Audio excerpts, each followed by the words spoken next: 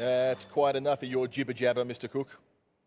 That's what, is it called jibber jabber? Well, I'm presuming that's jib jab. Jib jab, yeah. If you don't know, people don't know jib jab. It's a great thing to use. You cut heads out of your friends and family and stick them some on of them you have to pay for, but some of them are free, and they're quite make good. them dance, and they can get embarrassed. Yeah. We've got some more tweets, by the way, if you would like to join in this evening. Hashtag the buzz. The buzz. All right, so let's check some of these out. Give us a tweet. Any good ones? Mick Zamath says, the music brings a bit of culture to you guys. Yeah, well, it's probably a good thing. Not before time.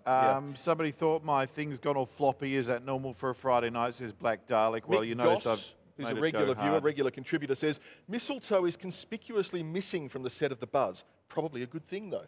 Yes. I'm inclined to agree with that. He also said, don't cross the antlers.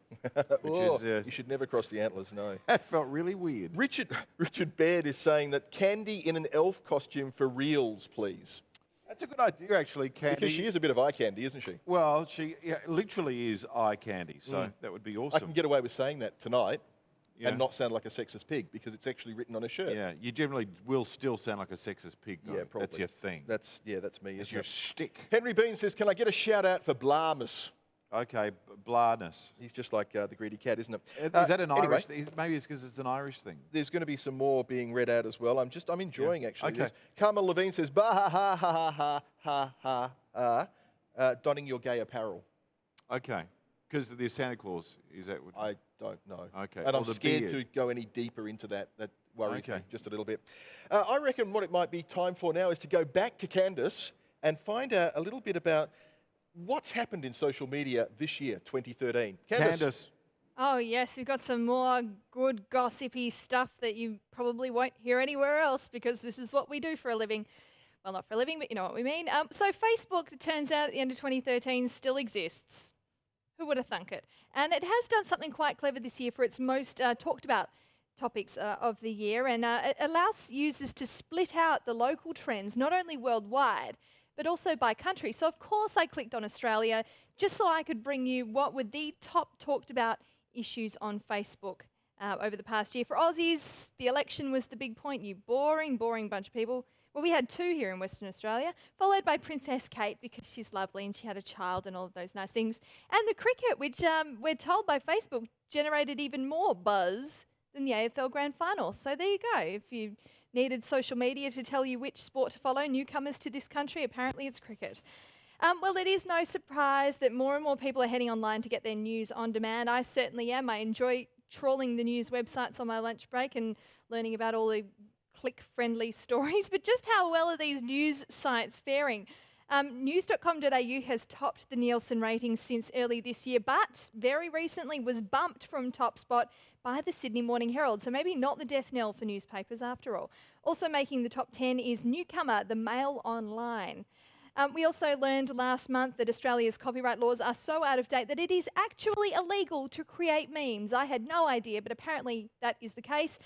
I would say that you're unlikely to be prosecuted, though, and we believe that authorities are currently reviewing that legislation to bring it into the 21st century, something which is obviously sorely needed.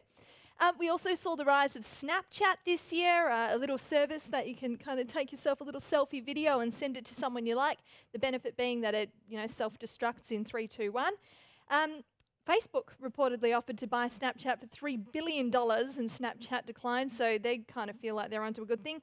And the other thing that really rocked our socks this year was the Vine, a similar sort of concept to Snapchat in a way in that you share a video of yourself, but you share it publicly. Here's the best of the Vine for 2013. White people be like, Billy, where are you, Billy? Is that you? Black people be like, man, forget Billy, Billy's dead!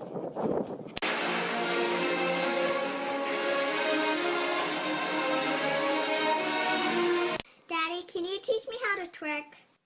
No more TV, no more computer. We're reading books from now on.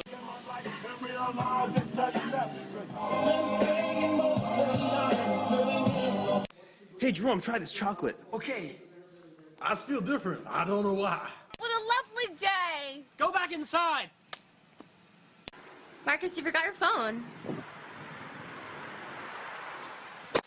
Thank you. I like running through white people neighborhoods with my shirt off. I'm gonna steal all your stuff. This is how to leave a tip for a really shitty waitress. The menu. Boom! Ice cream time, time to eat ice cream. What? Drink time, crying time to cry all day.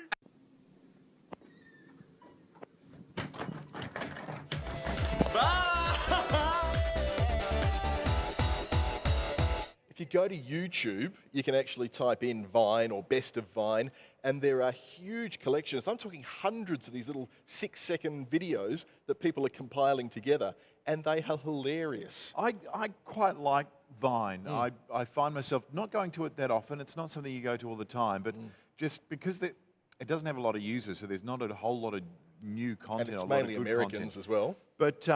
But there are some people doing some really good and interesting stuff on there Absolutely. and really using it well. And it is an art form within itself. Vine.co if you'd like to use that. Or you can use the Vine application on iOS. You could. If you want. Now, we're going to do a little social media review now. Yeah, we are. All right. Now, Hang on, the associated... Oh, well, go on. Serious stick. Go on. There you go. Tilt it up. Yes, Jason. So it looks like a pipe. That's it. All right. The Associated Press Twitter account was hacked. I know. This was a great story. AP is a big news organisation. Yeah. You would imagine they would use a complex password, but somehow... Well, can't anything be hacked anyway? Sooner or later it's going to be hacked. Depends on how it got hacked, but yeah, go on. The most amazing thing about this is it actually affected the share market. The share market reacted $136 billion, with a B, billion dollars. in a short space of time on something that was a fake Twitter from a news. And it probably goes to show that when Skynet finally gets hold of all the computer systems, it will really be able to wreak havoc on the financial systems very quickly. Absolutely. You wonder what the drop is before permanent damage is done by something like this. Well, not only that, I mean, we're talking financial values here, but what about if something was tweeted about Syria or the rebels over there, and as a direct result of that particular tweet, they went and killed a whole bunch of people? Yeah, well, you That's kind what of hope worries me. that wouldn't happen. I mean, you could understand somebody hacking a tweet and then a financial market following because these things, I would imagine, with the algorithms tying them in, as opposed to somebody, I guess maybe when the drones are automated, they might just fire on stuff depending on what's on Twitter. The lesson to be learnt here is no matter where you read something on Twitter, whether it's an official account or just a person, always take it with a pinch of salt and always check with Snopes. Well, it's absolutely. How many times do we still see people posting stuff on Facebook, some story about some mugging, or it's usually something really terrible that turns out to be Let's fake. talk about something not so terrible. Let's talk about something that's absolutely fantastic. Commander Hadfield, the Canadian astronaut. I love him. Yep, he's, I tell you what, he has done an amazing job on social media and with his own website in terms of educating people, the experiments that he was doing up in space. Brilliant, man. And then he goes and caps it all off with doing Space Oddity on a guitar, weightless, which I just thought was absolutely fantastic. Weightless. Weightless, sorry. Weightless. Look, it certainly was one of the highlights of the year. I think because it's one of those things that will be shown to school kids in 100 years' time. Yeah. They'll go, well, this is the first time somebody has done something like this using social media, using technology, and it's a song and it's very easily digestible. I'm surprised we haven't seen more of it. What, singing in space? Yeah. Most astronauts aren't known for their singing ability or their guitar playing. He's not a great singer by any stretch of the imagination, so it wouldn't take much. But really, I think as far as social media goes, it really was the highlight of 2013. I think what it does, as opposed to your Harlem Shake or your What Does the Fox Say, it was something that kind of takes the mind to something we can be doing in the future that is a bit better for all of us. Maybe I'm getting a bit highfalutin there. 2013, of course, was a year of a federal election. Yeah, Twitter's response, I've got a bit of a slideshow here, and I'm just going to fly through these slides because they're mostly really boring. But if you do a search, you'll be able to find this presentation and take a look at it for yourself. Where's it all gone? There we go. It's coming up again now. So lots and lots and lots of really interesting statistics, but nothing I'm going to explain here because it's all far too complex. Well, I mean, same with Facebook. There are some interesting breakdowns. This one is on the Sydney Morning Herald website that we were looking at when it comes to top websites. And they look at the top tweets, and one of the top tweets for the opposition was Hugh Jackman saying, "Incredible day for adoption. Deb, with PM Tony Abbott, change is coming." And then, Kevin Rudd had some about Nelson Mandela and his transformational powers. It goes into the overall tone, some of the pictures that were used and that sort of thing. So an interesting new way of breaking down politics and what is essentially marketing, I guess. I was going to talk as well about Nielsen Twitter TV ratings, but we're running out of time, and I wanted to make sure we could fit in your favourite website. Oh, well, thank you for that, Jason. For anybody who doesn't know, Your iPad's broken. Yeah. Yeah. For anybody who doesn't know, my iPads are obviously having problems. I don't reckon it's going to work. Well, it might not. It takes a while to download, but what I would do it's zombo.com.